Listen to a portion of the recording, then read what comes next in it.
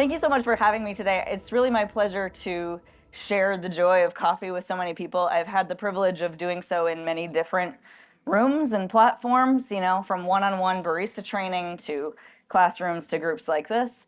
And I really often at the end of the day still have to pinch myself that I get paid to drink coffee. You too can dream of such aspirations.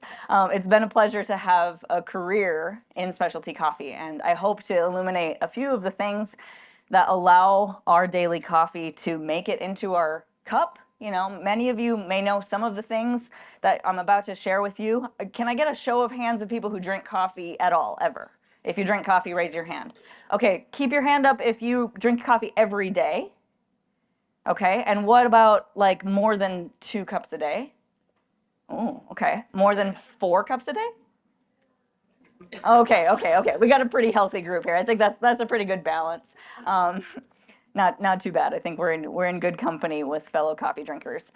Even if you don't drink coffee, there are things to know about the world of this globally traded commodity that hopefully will be interesting to you. And just illuminate something about this thing that we just pour in our cups, and most of us just want more of right now, and real hot and real fresh and free refill please, and don't think about it too much past that. So on your table there's a little bit of a extra show and tell. These are green coffee seeds. Just if you feel like picking them up and rolling them around in your fingers and taking a closer look, smelling them. You can put one in your mouth if you want, but there's not a whole lot going on there. It's just going to kind of taste like the bag that it came in, probably burlap. And it might break your tooth, so don't sue me. If you try to chomp on it. It's not going to be all that tasty. All right, so coffee begins, specialty coffee, most specialty coffee that we're familiar with is the Arabica species. There's 2 main species of coffee, Arabica and Robusta. Mainly what we're talking about today is Arabica. That's mostly when you get a cup of specialty coffee, it's probably Arabica in a local cafe, for example, at Higher Grounds. All of the coffee we purchase is of the Arabica species. And Arabica was discovered growing in the wild in Ethiopia. Hundreds and hundreds of years ago. I believe it was pre the year 1000, I would say like 700 or 800. It was discovered growing in the wild by what some people would claim is a guy that looks like this. I don't know if he looked like this. His name was Caldi. This is a prevailing myth. We can't totally prove it, but it seems as good as any of a story about how this coffee or how this plant was discovered. This Ethiopian goat herder, Caldi, was tending to his goats and discovered them having a good snack on a little bush or a tree that he hadn't really noticed before. They were chomping down on these fruits, these cherries, and they were having a really good time. They were really pleased with themselves, and they were very lively, and they had a lot of energy. And so this led Caldi on a path of discovery about, whoa, what is this? How can I too make, feel like this, feel like my goats are all dancing around. That's why we get coffee companies with names like Dancing Goat, Laughing Goat Coffee Company. Caldi's Coffee is a Kansas City coffee company, and that's where that comes from. Pretty good story. From there, coffee started moving around the world. And once it was discovered this was a valuable thing, a tradable commodity, traders started trading for other commodities, and it started moving around the world. So this map, with all kinds of arrows pointing in all kinds of directions, indicates some of those paths. Certainly we can't trace every single path of coffee, but primarily it first went to Yemen, where a Yemeni trader would have gone across the Straits of Yemen, into Africa, into Ethiopia, picked up some of this coffee. And Yemen was the first place globally where coffee was actually purposely planted, cultivated on purpose, not just, growing in the wild as it was in Ethiopia. Sadly, we don't see a lot of Yemeni specialty coffee. You can guess why, thinking about the political situation in that area of the world. If you ever do have an opportunity to try Yemeni coffee, please do. It's great that it still exists, and when it does make it to our side of the world, we should absolutely support that. They were the first people to be growing this thing on purpose.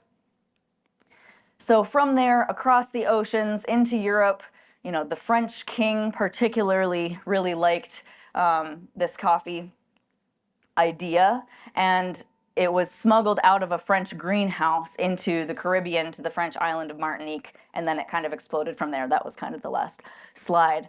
Now, coffee grows between the tropics, 20 degrees north and south of the equator. This is ideal coffee growing territory, the coffee belt. There are certainly a few things that are just barely inside or almost outside those locations. There are people growing coffee in California, for example, some people trying it out in Florida, but the vast majority of specialty coffee is grown by smallholder farmers who just have a tiny bit of land, and they're, getting their coffee out into the world. Now, that works best when these farmers are members of a cooperative. If you're familiar with the idea of a cooperative, as I'm sure many of you have, we have at least one, we have several in our town. We got Cherryland, we got Oriana. And the purpose of a cooperative is to share the benefits and the wealth of the infrastructure of an organization so that you're not on your own, right? If you're a smallholder coffee farmer living out in the middle of nowhere, how are you going to get your coffee to a buyer, commercial buyer on the other side of the world? Pretty tricky, especially if maybe you don't have a vehicle, maybe you don't even have a cell phone. But if you're a member of a cooperative, that cooperative can help you get your coffee into the broader world of people who want to drink it. So a little bit about what happens at origin. I mentioned the two main species, Arabica and Robusta. There's a few key differences between them.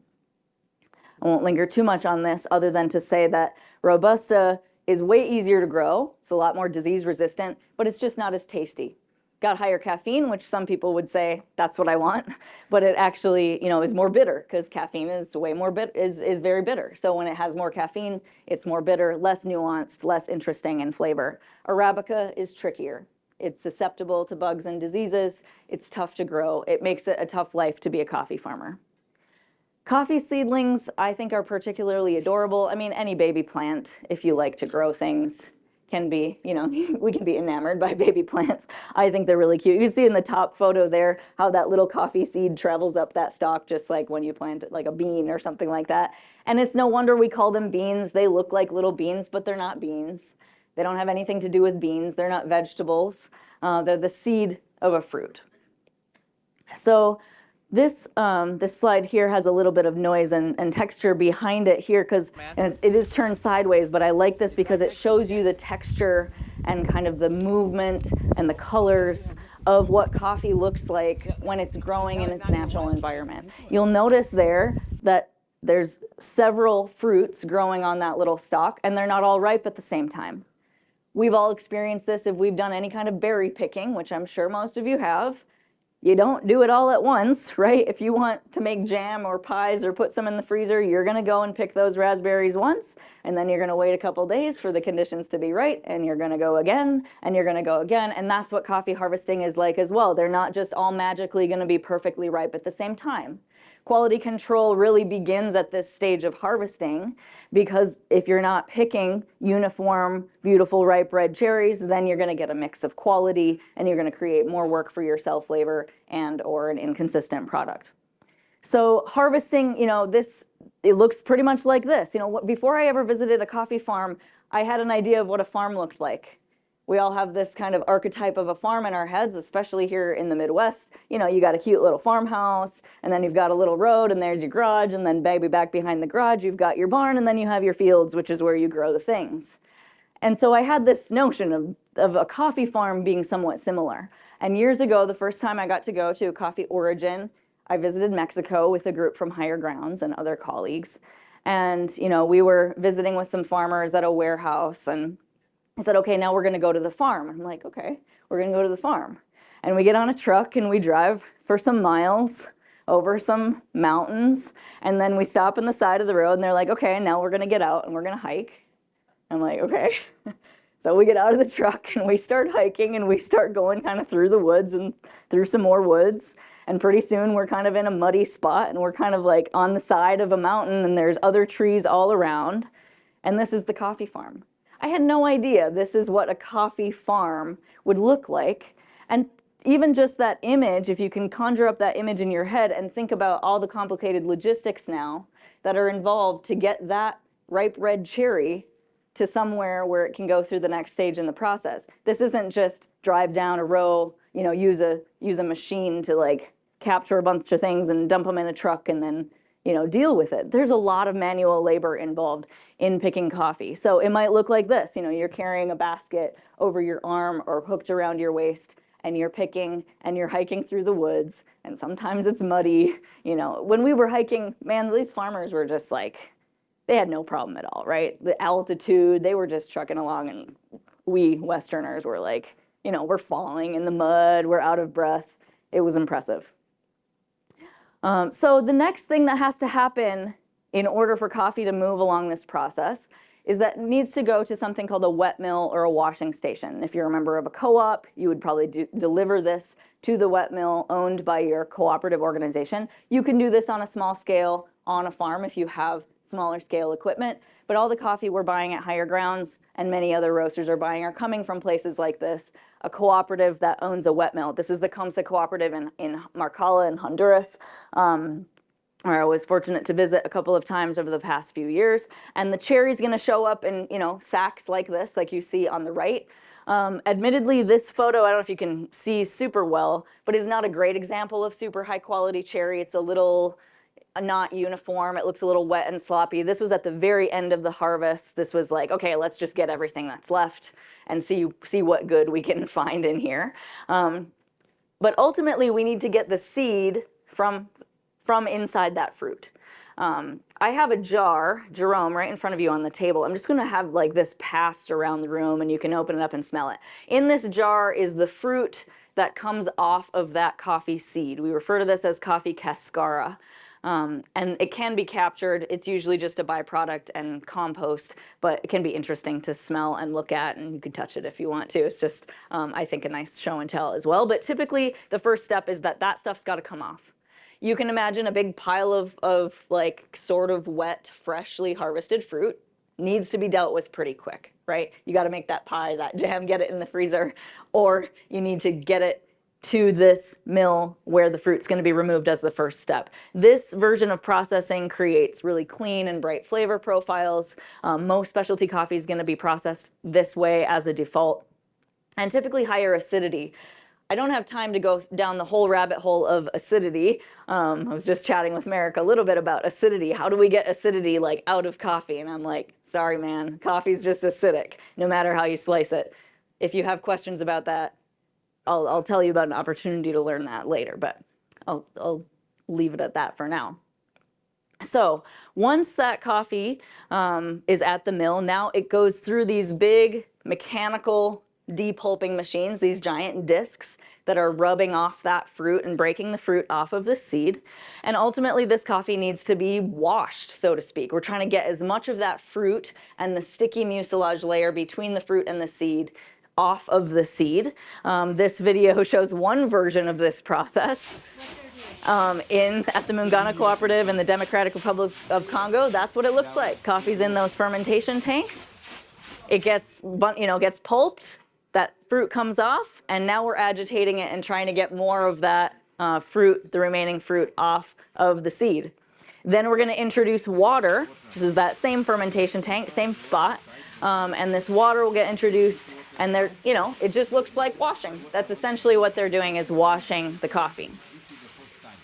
Once that coffee is relatively clean, we've gotten the fruit off, we've gotten most of that sticky mucilage layer off, and you can imagine what this is like. If you've ever pitted a cherry, you know it's not perfectly clean as soon as you pit it. Still got some stuff on it, right? Then there's a short fermentation stage, and this looks a little different depending on where you are in the world and what your infrastructure, what your organization has going on. But again, this is in the DRC at Muungano. They had a 2-stage fermentation cycle where first that freshly washed coffee was simply covered with a tarp for a set exact number of hours. I believe it was 12 hours, and then the tarp was removed, water was added to cover the seeds, and there was an additional 24-hour fermentation stage. Now, we're not creating alcohol here. Obviously, this is not beer or wine, but we are creating a chemical change inside that seed to impact the flavor of your ultimate cup. Here at Muungano, they use an additional kind of rudimentary density sorting to send that coffee down certain channels to get it to sort by certain sizes. And then that coffee gets loaded either onto these raised bed drying platforms, pretty rudimentary construction, 4x4s with chicken wire and some kind of vinyl mesh or fabric, where that coffee can be laid out into an even layer to dry in the sun. You want it to reach a moisture level of 10 to 14%, 14 on the high end, in order for it to be stable for the next stage in processing. Once we get it to this stage, we refer to as parchment. So in this case, throughout the day, there'll be workers at the cooperative hand sorting, going in and looking for bugs, looking for things that don't belong there, stones, leaves, whatever, getting them out of the way. And then these tables would be covered by those yellow tarps during the night, open back up to the sun. This can take up to about 2 weeks in a natural drying situation. At this stage, this coffee is referred to as parchment coffee. It's kind of like if you shell your own peanut and it still has that little papery layer on the outside of the peanut. That's kind of what it's like here. I don't have any parchment show and tell, but this is also a video, and there'll be some sounds here that will give you a sense of what this stuff, it's kind of ASMR. It's very satisfying, I think, to hear this kind of crunchy sound. Hopefully we can hear it. This is Josh, he's the general manager at Higher Grounds. Oh, there you go, you can hear it. It's like a rattle. It's been here longer. Yep. Yeah, it was really beautiful, uniform parchment. It was very satisfying. Just thought I'd share that with you. I wanted to take all that coffee home with me. Coffee nerd things, I guess. You could also use a mechanical dryer. This one in particular looks like it's in rough shape. It's been around a while, but you can use that to dry the coffee as well. And at that stage, that parchment's pretty stable. It can sit there and wait until the co-op amasses a lot more of it to then load it onto a truck to the next stage. So these photos kind of go back and forth between Congo and Honduras. These are the places where I've had the most kind of intimate tours and experiences in these facilities. So this is the context for that. This is back in Honduras, back to the dry mill. So that's the next production facility. We're still not done. This is still in the country of origin. This is still just a few weeks out from having been harvested. This coffee is going through yet another stage in the process where that papery parchment is removed and it's graded by size and density. In a facility like this, big, vibrating tables, making a lot of noise, ear protection necessary in this place. I can't imagine working there all day. Some additional hand sorting, and manual labor, but these machines are doing a lot of that work there. In some cases, there may be some additional hand sorting once that parchment is removed. If you were to zoom out on this photo, I didn't take this one. I haven't been to this mill in DRC, but the context here is if you were to zoom out, there's like 100 women just like this sitting on the floor of a warehouse, hand sorting coffee. And it's an important job. That's employment in many cases for some people. It looks very beautiful and idyllic, but I promise this is not an easy job. If you have the resources and the cash, you might be able to afford an optical sorter. There is technology out there that can use lights and lasers to additionally optically sort this coffee. Finally, before export, it's going to be loaded into this bagging system. Again, this is back at Comsa in Honduras. There's this elaborate silo system with the pipes running across the ceiling and then dropping that green coffee down into a sack where it's hauled away, where it's going to get ready to export. There are a few variations on processing. One of them is dry processing. So you'll see here the photo shows the coffee still intact inside the cherry, right?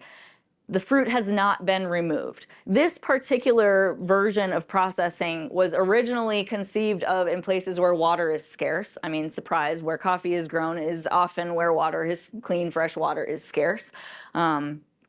So not uncommon, but in Ethiopia, this is where this originated. The farmers thought, hey, can we do this without millions of gallons of water? Is there a way for us to still process coffee and get value from this product? And so they figured out that they could just let that fermentation and drying happen all inside that cherry, and it just shrivels up like any dried fruit would, and then the fruit is broken off at the end of the process back at that dry mill. What this does for your cup of coffee is result in a little heavier body, a lot more intense sweetness, sometimes some fruitier notes. You might be more likely to think, oh, this maybe came from a fruit. Most of us, I think many people I encounter would have no idea that coffee was a fruit. You know, the thing that we taste as coffee tastes nothing like fruit in most cases. But when you get into higher end specialty coffees that have been processed really carefully and particularly processed in this way, you might go, oh, okay, this makes sense now. These are my favorite coffees, not necessarily just the dry processed coffees, but the ones that on my tongue tell me a story of where this actually came from. That it was an agricultural product produced far from here in a tropical climate. Like, that's beautiful. I love when I can taste coffee blossom or just these fruity notes, the cherry notes in my cup. It's pretty cool. Sorting and QC, super, I mean, it's always super important, but you can imagine with the dry process and just having all this messy fruit to deal with, super important. Opportunity for bacteria, mold, things like that becomes higher. Okay, so that's what that might look like, you know, out on a drying table. This is in Ethiopia at the Telamo Cooperative, just those cherries drying out in the sun. And then dry milling those cherries. Just looks a little different when it's the full cherry intact. Okay. Quality throughout this whole process, it's just impacted by every single step along the way, right? And each one of these is a rabbit hole that we could dive super, super deep down. We could talk for hours about any given one. I promise I won't keep you here that long. But we can speak of terroir the same way we do in wine. What was that soil composed of? What was growing around it? How deep did the roots go? How much rain did they get that year? That's impacting that plant, not to mention what seed variety did they plant. Think about all the different kinds of apples you know about. Granny Smith, lots different than Red Delicious, Golden Delicious, Honey Crisp, Sweet Tango, the list goes on, right? Fuji, whatever. They're all different. They're all apples. And coffee has a similar, astonishing range of diversity just in plant variety. Acidity levels, sweetness levels, moisture levels, all of that is impacted. Seed and terroir. How was it harvested? How was it processed? How was it stored? Is it being contaminated by being stored in a warehouse with chemicals? Obviously, that wouldn't be great. And then how was it transported? This slide, I didn't make this slide. I feel like it's important for me to tell you I didn't make this slide because I feel like somebody in, you know, like 15 years ago or 20 years ago made this in a PowerPoint, and I just keep it because I think the graphic is still effective. Just this, I don't know, it cracks me up. You get the point, right? Quality goes through every single step, and there are so many steps, and we haven't even gotten close to the coffee yet here as roasters. You know, all of this is happening thousands of miles away. There are so many things that can go wrong, and they often do. It's very complicated. You've probably heard the term plantation, right? Sometimes I think maybe when people think coffee farm, they picture something like on the left, a big old field, a bunch of, you know, it's monoculture, a bunch of uniform trees. That's not the coffee that I'm talking about here. That's not the specialty coffee, the Arabica that we're buying at higher grounds. But it is a thing. Commercial coffee production can look like that too. Usually that's Robusta, because Robusta can handle full sun, because Robusta doesn't really care what you throw at it. It's gonna resist that disease. It's gonna do just fine. So sure, you can clear cut a rainforest and plant uniform rows of Robusta and use a machine to cultivate it. The issue is when you harvest from that, you end up with what you see on the left. It's a mess. The machine doesn't know what's ripe, overripe, underripe, what's a stick and a bug and a leaf and a, you know, anything like that. A human with an eye, with a lens toward that quality control can carefully pick the best quality ripe cherries and give us that high quality product. So definitely lots of, you know, careful labor involved in getting us a high quality cup of coffee. Here's another one, same idea. From processing to drying, sorting, storage, and transport, all of these factors are being impacted or are impacting the quality of that cup of coffee. All right, we've all seen a shipping container. Many of us have seen cargo ships in ports. One of those containers can hold roughly 30,000 pounds of coffee. That's 250 to 300 burlap sacks full of coffee, which each weigh about 150 pounds. So theoretically, there could be a lot of coffee on that container ship. And now it's finally on its way to us, right? Once it gets on that container ship, it's going to make its journey across the ocean, depending on where it's coming from. It's going to take a number of weeks, sometimes over a month. If it's coming from landlocked Africa, it's going to take a long time for that coffee, first of all, to get to a port and then make its way across the world to us.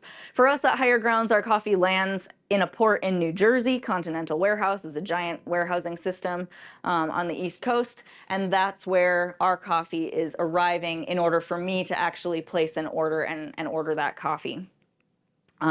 So what we have as a unique benefit at Higher Grounds is that we co-own our importing cooperative.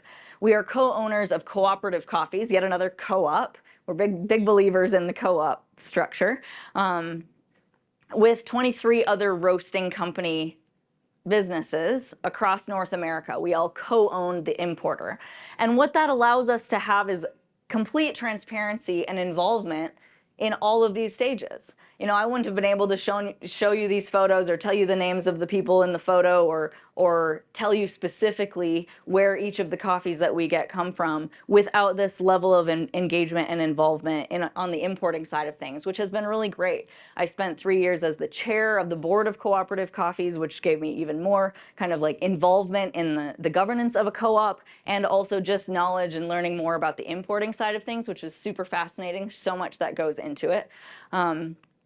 And when that coffee lands finally in that New Jersey warehouse, I know a lot about it. Even before it gets to me, I have access to the shipping documents, how much everybody was paid along the way, what certifications that coffee carries, did it meet the standards of the contract. And actually, by that point, I've already signed a contract in advance to purchase certain levels, certain amounts of all the coffees that we buy in advance commitments, so that the farmer knows, hey, I'm about to do a lot of work, right? You just saw how much work that is, how much work goes into harvesting and producing that coffee. So advanced contracts and commitments allow them to have some kind of assurance. Hey, as long as my coffee meets the standard of the contract, I'm going to have a buyer on the other side of it. So finally, when it gets to Higher Grounds, it's our turn to do something with it. We know quite a bit about it at that point, but now it's our turn as the roaster to transform this green seed, like you have on your table, into a roasted seed, bean, right? I guess nobody's going to stop calling them beans, no matter how hard I try about that. Into the bean that we're going to grind up and actually create a cup of coffee out of. But there's factors in roasting, lots of factors in roasting that are going to also impact the flavor, in addition to all these other factors we've seen so far. What kind of roasting machine we have? Is it a drum roaster or an air roaster? A drum roaster works kind of the way your clothes dryer works, tumbling everything around in contact with heat in a big cylindrical drum, various sizes, from very small to very large. By very small, I mean like, a pound at a time up to hundreds of pounds at a time. At Higher Grounds, our roaster is a 24-kilo roaster. We roast a maximum of 44 pounds at a time as a batch. In our drum roaster. But there's also air roasters that work more like a popcorn popper, where that heat's coming from underneath. And those are each going to impact that coffee a little bit differently. Again, how big the batch size is going to make a difference. If you cram that dryer full of sopping wet towels and there's hardly any room for them to move around, that's not going to work very well, right? And if you just put one sock in there, it's going to behave differently. So the batch size makes a difference. How that heat's being applied, whether it's gas, electric, or so on. And then carbon dioxide. Carbon dioxide is a byproduct of roasting. There's a lot of CO2 produced in the roasting process. And how far we are from the roast, meaning like how fresh, how recently was that coffee roasted, is also going to impact the flavor in your cup. Specifically, how roasting affects flavor is that it's affecting the solubility, first of all, of that seed. It's very culinary. If you cook anything in an oven, you understand the principle behind this, or in a pan for that matter. You put an onion in a pan and it shrinks and it's drying out, right? So you're changing the solubility and it's dry distillation. You're drying out that seed as it's in the roaster, and you're browning the sugars. You're caramelizing the sugars. There's a lot of sugar present. A lot. in a tiny seed, but you get the idea. There's sugar present in that little seed, and you're caramelizing those sugars, which is creating flavor as well. Often those are people's favorite flavors in coffee. Chocolate notes, caramel notes, maple syrup notes. These come from sugar browning and dry distillation. The enzymatic characteristics of coffee, I don't have a great illustration for this, but even things related to those fruit notes, acidity, things that remind you that the coffee was a plant, those are things that develop in that seed while it still was a living organism, while it was flowering and fruiting and where those cherries were ripening in that tropical climate.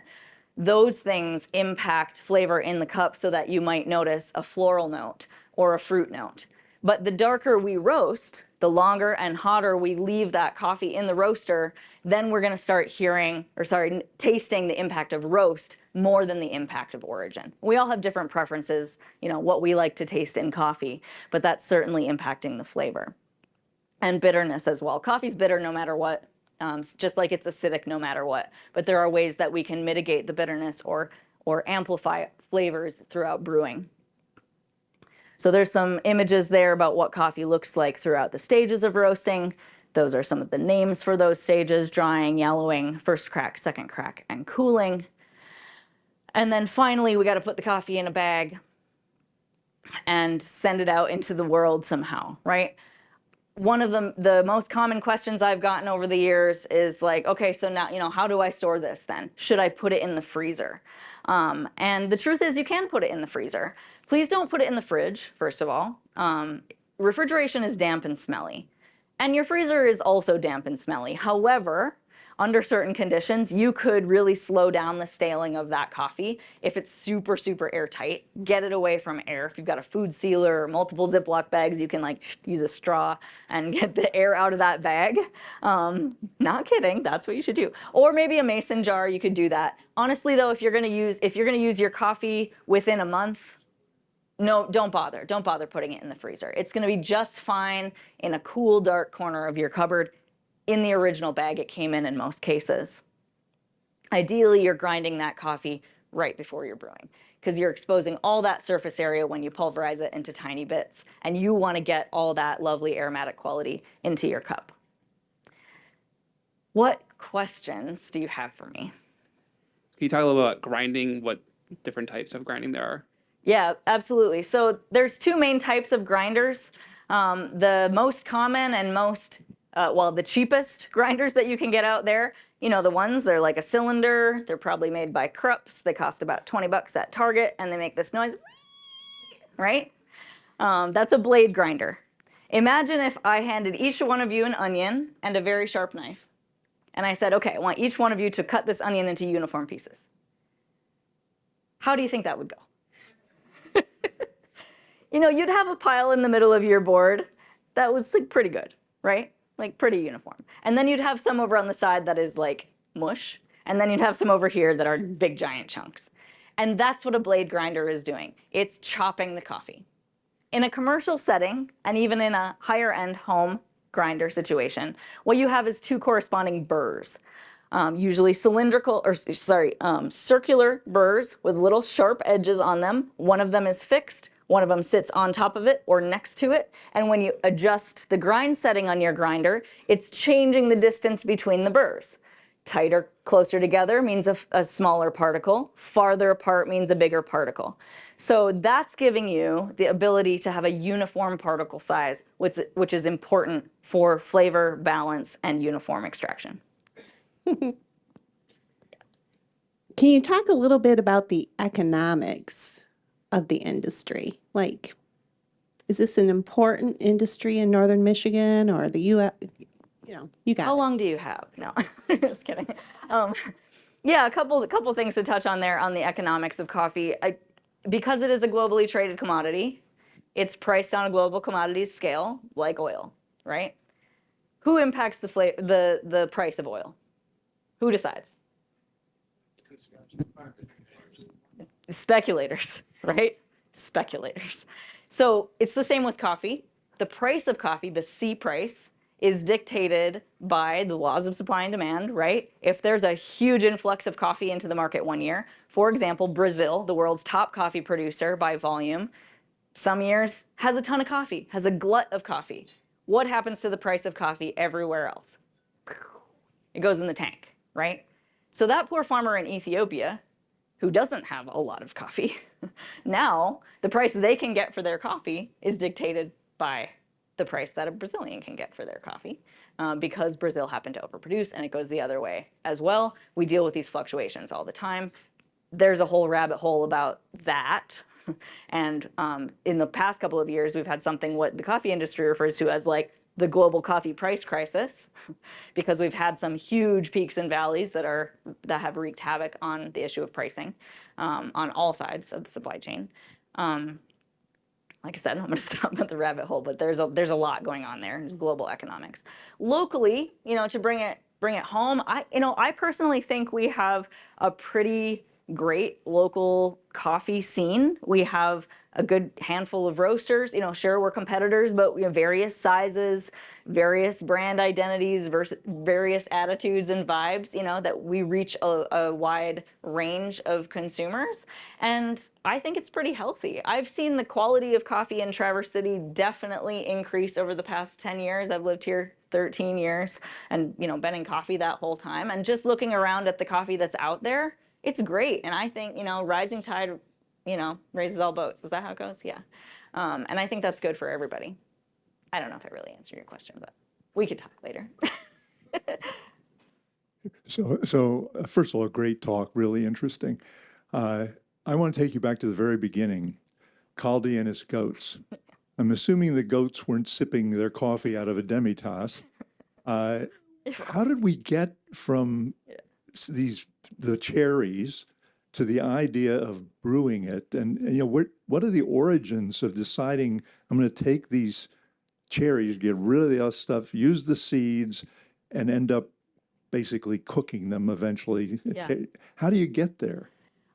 To be completely honest, I can't tell you the steps for sure, but I can tell you a little bit that when it was discovered, well, this whole idea that it was a stimulant, like, okay, how do we make this into something to drink? Well, maybe we have to cook it. We can't really crush. I can't eat you can eat the fruit and you get a certain impact, but then there's that seed. Okay, well, how could we access what's in the seed? It's too hard. How can we make it, crushable so that we could pull something from it? So we have to apply heat. We got to cook it up, right? We got to crush it up. We got to pour water on it. Now we have something to drink. I do know that the monks liked this in particular because it allowed them to stay up all night and pray. So the monks were early adopters. Yeah. Jennifer, I got a quick question. What is your favorite way to brew coffee, and what is your favorite coffee? Favorite way to brew coffee, I have two favorites. Monday through Friday is one version and the weekend is another version. So because I generally don't want to, Monday through Friday, like on a work day where I'm gonna get up and go to work. Yes, I know I can have coffee at work pretty much wherever I'm working these days. But I'm still I like to have my coffee at home, the crossword puzzle, while I wake up. And I use something called a clever dripper. It is kind of a hybrid method between a pour over and full immersion brewing. It's very, costs about $30. It's durable. It makes a consistent cup of coffee. I weigh my coffee, I weigh my water. I still set a timer, I have a process, but it's a process I can do without thinking very hard. I don't have to stand there pouring. On the weekends, I use a Chemex, which does require me to be a little more awake and alert and pay attention to more technical details and take a little more time with the coffee. Yeah. Oh, you asked what my favorite coffee was. The truth is it changes all the time. Because of what I'm, fortunate to know and have experienced about coffee and realizing that some coffees are just fleeting. It's an agricultural product, right? You enjoy it, whatever it is, it's fresh and amazing in front of you right now, and then you get excited about the next thing. And those are the coffees I get the most excited about at Higher Grounds, are the ones we have the least of. Yeah. As water becomes more and more of a precious commodity around the world, what will be the impact to the growers, the workers, the business, the drinkers, whatever? I can imagine that a lot more people will be experimenting with that dry processing. which is true more and more these days. You know, it said it originated in Ethiopia, the version of processing where you leave the fruit intact and you don't need all that water to wash. You know, I would see more people going down that road and saying, okay, well, we don't have water. How can I still get value from this product? Otherwise, I mean, I could even ask Stella this question, working with on the ground and water access in farming communities, it's a huge issue. You know, quality of life, not just water access, but other issues as well, mean that the people who are growing our coffee live vastly different lives than you and I do. If any one of us were thirsty right now, how many steps would we have to walk? You got some on your table, but if your glass is empty, how many steps would you have to walk? I mean, 10 steps? You would not be thirsty anymore. When you're encountering that kind of like water insecurity, coffee and your production of that crop are going to be less and less of a concern, right? You're going to start focusing on your daily needs. You might give up coffee in order to just simply pursue staying alive. Yeah.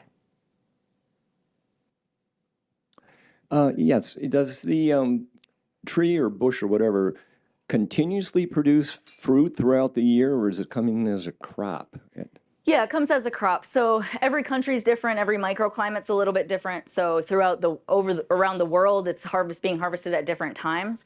Different countries, or depending on the conditions, might have a slightly longer growing season. Again, depending on that specific microclimate. But most of the time, 2 to 3 months, and that coffee season would be over. There might also be like a shoulder season called a fly crop in the opposite side of the year where they might get a smaller harvest, but typically it's just one season. There are some exceptions to this, but that's pretty much the case wherever you go. I have a question about decaf coffee. I was at a plantation in Charleston, a tea plantation, and our tour guide kept telling us about the evils of decaf coffee and decaf tea. What's your views on decaf coffee? He says the way it's processed is not healthy. Yeah. A lot of decaf is created or, you know, decaffeinated by chemical process, and I would agree, not great. You know, even if the decaffeinators in the industry would tell you, oh, well, but there's no chemicals left by the time it gets in your cup. I don't know. I'm uncomfortable with that. If it's organic, though, then it has been decaffeinated using a water process or a CO2 process, no chemicals. So if you need to drink decaf, go organic. All of Higher Ground's coffee is organic. I think our decaf's actually really tasty. I think decaf gets a bad rep because often it is not tasty, unfortunately, for the people who need to drink decaf because they love coffee and they just keep drinking it. But go organic and then you won't encounter that issue. Yeah, good question. I have a question about the fruit. Is there any product that's made by the fruit of the cherry, or is it just discarded? Yeah, so you can use it and brew it like tea. It is caffeinated, lightly fruity, somewhat floral. I don't know if that little jar is still making its way around the room, if it's, yeah, just kind of keep passing it around. And I don't know if you had a chance to smell that. You know, you can imagine, it kind of tastes a little bit like a hibiscus tea. I've also like made a syrup with it, like a simple syrup, and infused other drinks or cocktails. That's lovely. Most of the time, I mean, it's just a huge byproduct. Most of the time, a farm or a co-op will not have the additional infrastructure or resources available to deal with another thing, you know, all that cascara. But when they can, there is a market for it. And even in Honduras in particular, I know that the local markets and cafes would feature it as a product on their menu. And it's tasty. If you're interested in learning more about coffee or going further down any of these rabbit holes, as Norm mentioned, I am the director of the Coffee Learning Lab that is also in the Common Grounds building on 8th Street. And we have a variety of classes, including brew better coffee at home, pour your own latte art, intro to espresso, as well as other collaborative classes where you can come and taste things and have fun with coffee. And the website, there's me, is coffeelearninglab.com. Thank you. Thank you.